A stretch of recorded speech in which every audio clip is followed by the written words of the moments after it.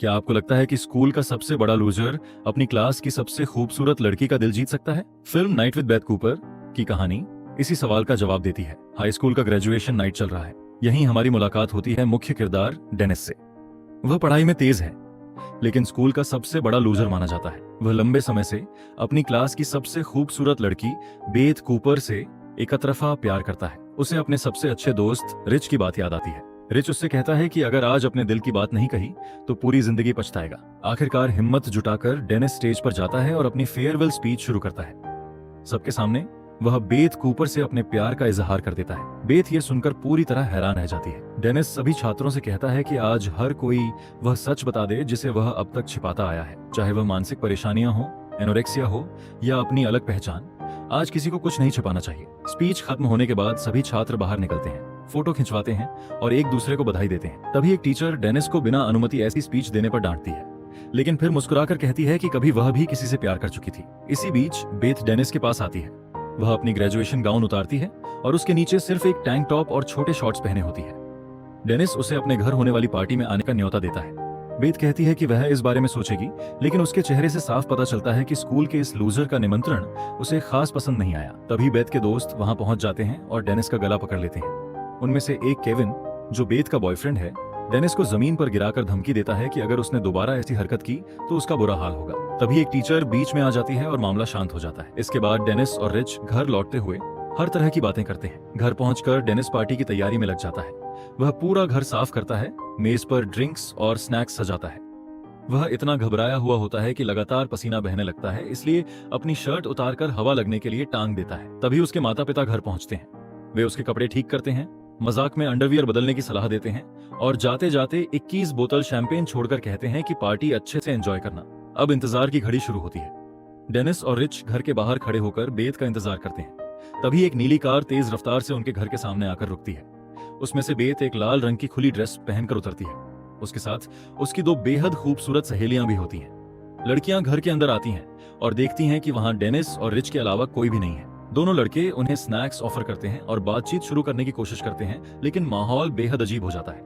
लड़कियां साफ तौर पर बोर हो रही होती हैं, इसीलिए लड़के शैंपेन निकालते हैं। जब डेनिस बोतल खोलने में लगा होता है, तभी रिच एक दराज में रखे कॉन्डम ढूंढ लेता है।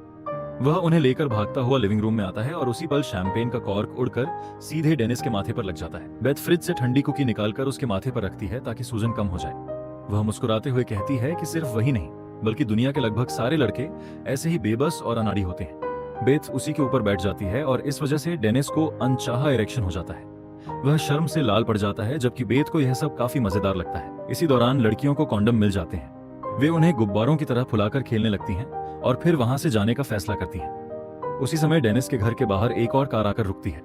यह केविन और उसके दोस्त होते हैं। वे अपनी कार सीधे लॉन पर चढ़ाकर पार्क कर देते हैं। बेथ की एक सहेली खुशी खुशी दरवाजा खोलकर उन्हें अंदर बुलाने लगती है, लेकिन डेनिस घबराकर उसे तुरंत पीछे खींच लेता है। वह सभी से कहता है कि दरवाजा मत खोलो, वरना केविन उसे मार डालेगा। घबराहट में डेनिस पूरे घर में दौड़ दौड़कर खिड़कियां और दरवाजे बंद करने लगता है, लेकिन एक दरवाजा खुला रह जाता है और उसी रास्ते केविन घर के अंदर घुस आता है। अंदर आते ही केविन एक फूलदान उठाकर दीवार पर दे मारता है, फिर शैंपेन की बोतल उठाकर पूरी ताकत से डेनिस की तरफ फेंकता है। डेनिस किसी तरह बच जाता है। इसके बाद दूसरी बोतलें और यहाँ तक कि एक माइक्रोवेव भी उसकी तरफ उछाल दिया जाता है। डेनिस और रिच जान बचाने के लिए ऊपर की मंजिल की तरफ भागते हैं। वे कोई ऐसी चीज ढूंढते हैं जिससे अपना बचाव कर सकें। तभी उन्हें एक खिलौना जेडाई लाइट सेबर मिल जाती है। मजबूरी में वही उनका हथियार बन जाती है। केविन दरवाजा तोड़कर कमरे में घुस आता है। डेनिस लाइट सेबर उसकी तरफ तान देता है। जवाब में केविन कमरे में रखे कंकाल की दोनों बाहें तोड़कर उन्हें हथियार की तरह इस्तेमाल करने लगता है। दोनों के बीच जबरदस्त लड़ाई शुरू हो जाती है। रिच, जो अब तक अलमारी के अंदर छिपा हुआ था, अचानक बाहर निकलता है और सीधे खिड़की से कूद जाता है। उधर केविन डेनिस को दीवार से दबोच लेता है। तभी बेथ दौड़ती हुई कमरे में आती है। वह कंकाल की खोपड़ी निकालकर पूरी ताकत से केविन के सिर पर मारती है। केविन कुछ पल के लिए गिर जाता है और इसी मौके का फायदा उठाकर डेनिस खुली खिड़की से छत पर चढ़ जाता है, लेकिन केविन जल्दी संभल जाता है। वह लाइट सेबर उठाता है और डेनिस को छत से नीचे धक्का दे देता है। डेनिस सीधे गुलाब की झाड़ियों में गिरता है। कांटे उसके हाथों और चेहरे में गहराई तक चुभ जाते हैं और दर्द से उसकी हालत खराब हो जाती है। वह किसी तरह नीचे पड़े रिच तक पहुंचता है। अच्छी बात यह होती है कि दोनों को गंभीर चोट नहीं लगी होती और वे दोबारा भागने लगते हैं। दोनों एक बाड़ कूदकर दूसरी तरफ छिप जाते हैं, जबकि केविन और उसके दोस्त उनकी तलाश में फैल जाते हैं। भागते भागते डेनिस अचानक सड़क पर निकल आता है और तभी एक कार उसे टक्कर मार देती है। कार चला रही होती है बेथ। वह और उसकी सहेलियां जल्दी से डेनिस को कार के अंदर बैठा लेती हैं। रिच को भी साथ लेना पड़ता है। कार तेजी से वहां से निकल जाती है। केविन और उसकी गैंग उनका पीछा करने की कोशिश करते हैं, लेकिन कामयाब नहीं हो पाते। फिलहाल सब सुरक्षित हैं। हालांकि बेथ जिस तरह कार चला रही है, उसे देखकर इस बात की पूरी गारंटी भी नहीं दी जा सकती। रास्ते में डेनिस बेथ से उसका फोन मांगता है ताकि अपने माता पिता को कॉल कर सके, लेकिन उसी समय उसके माता पिता अपनी रोमांटिक डेट पर होते हैं, इसलिए उसके पिता फोन नहीं उठाते। तभी बेथ को याद आता है कि केविन जीपीएस के जरिए उसका पीछा कर सकता है। बिना देर किए वह अपना मोबाइल कार की खिड़की से बाहर फेंक देती है। इसके बाद सभी लोग गाना चलाते हैं, जोर जोर से गाते हैं और सफर का मजा लेने लगते हैं। थोड़ी देर बाद वे एक पेट्रोल पंप पर रुकते हैं ताकि बियर और चिप्स खरीद सकें, लेकिन काउंटर पर खड़ा कर्मचारी नाबालिग होने की वजह से उन्हें शराब बेचने से साफ इनकार कर देता है। तब बेथ मुस्कुराते हुए उससे कहती है कि अगर वह बियर दे देगा तो बदले में उसे एक जबरदस्त किस मिलेगा। बेथ का यह बिंदास अंदाज डेनिस को थोड़ा परेशान कर देता है। कुछ देर बाद सभी लोग सड़क किनारे गाड़ी रोकते हैं, अलाव जलाते हैं और बियर की बोतलें खोलते हैं।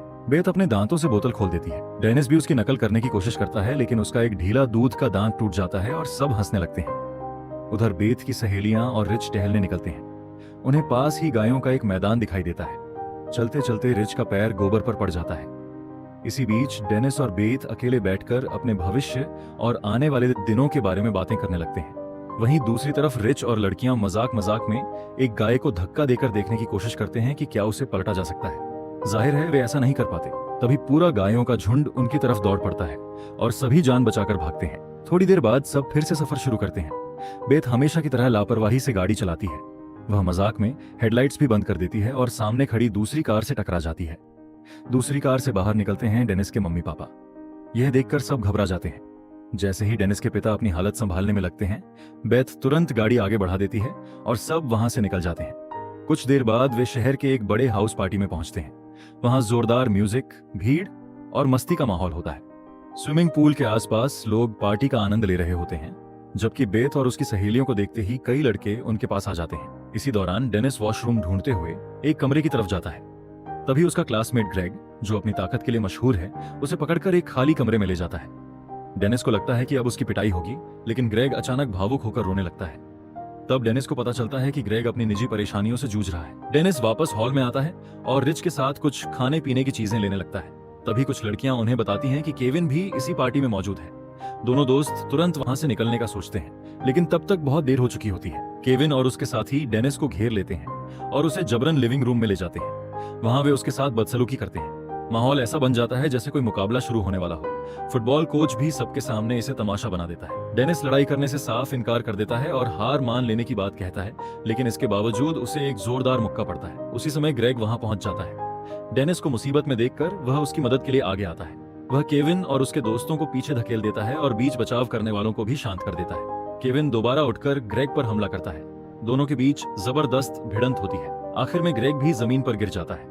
अब केविन का पूरा ध्यान फिर से डेनिस पर होता है। डेनिस समझ जाता है कि अब बचना मुश्किल है, लेकिन तभी एक जबरदस्त एंट्री होती है। बेथ कार लेकर सीधे लिविंग रूम के अंदर तक पहुंच जाती है और डेनिस को आवाज देती है। डेनिस तुरंत कार में बैठ जाता है। रिच और बेथ की सहेलियां भी उनके साथ निकल जाती हैं। इसके बाद शहर की सड़कों पर तेज रफ्तार पीछा शुरू हो जाता है।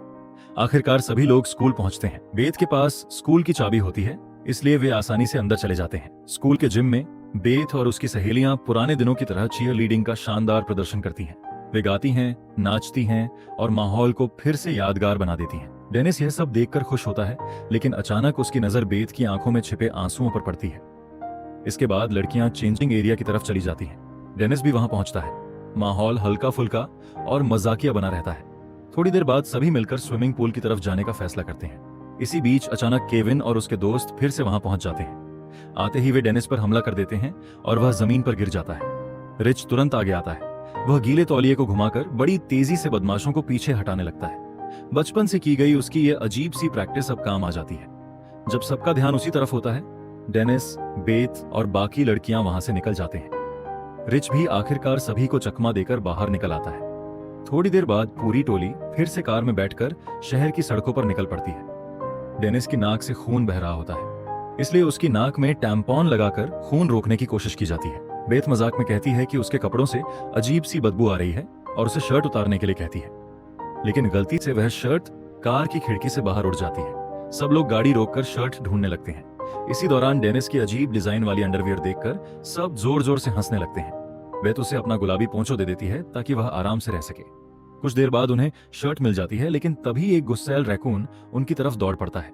सभी घबराकर वहां से भाग निकलते हैं। इसके बाद वे बेथ की एक दोस्त के घर पहुंचते हैं, जहां चारों तरफ जानवरों के स्टफ्ड मॉडल और सजावट रखी होती है। सभी लोग बैठकर ड्रिंक लेते हैं और अपनी जिंदगी की सबसे यादगार रात के नाम जाम उठाते हैं। डेनिस और बेथ बाहर निकलकर उगते सूरज को देखने चलते हैं। बातें करते करते वे झील के किनारे बने घाट तक पहुंच जाते हैं। उधर रिच अपनी मजेदार बातों से बेथ की सहेलियों को लगातार हंसा रहा होता है। माहौल पूरी तरह हल्का फुल्का और खुशियों से भरा होता है। सूर्योदय का खूबसूरत नजारा देखते हुए डेनिस बेथ से कहता है कि वह आज भी उससे प्यार करता है, लेकिन अब उसे महसूस हुआ है कि वह वैसी नहीं है जैसी उसने हमेशा कल्पना की थी। दोनों एक दूसरे के और करीब आते हैं और अपने रिश्ते की नई शुरुआत करते हैं। अगली सुबह डेनिस के माता पिता घर की सफाई कर रहे होते हैं। तभी एक कार घर के सामने आकर रुकती है। उसमें से डेनिस, रिच, बेथ और उसकी सहेलियां उतरते हैं। डेनिस के पिता घर की हालत देखकर थोड़ा हैरान होते हैं, लेकिन उन्हें इस बात की खुशी होती है कि उनके बेटे ने अपनी जिंदगी की एक यादगार रात जी है। आखिर में डेनिस और बेथ एक दूसरे को अलविदा कहते हैं। बेथ उसे उसकी सच्ची भावनाओं के लिए धन्यवाद देती है और दोनों वादा करते हैं कि अगर कई साल बाद होने वाली स्कूल रियूनियन तक वे दोनों अकेले रहे तो फिर से मिलेंगे और अपनी कहानी को नया मौका देंगे। यहीं इस प्यारी सी स्कूल लाइफ की कहानी खत्म होती है।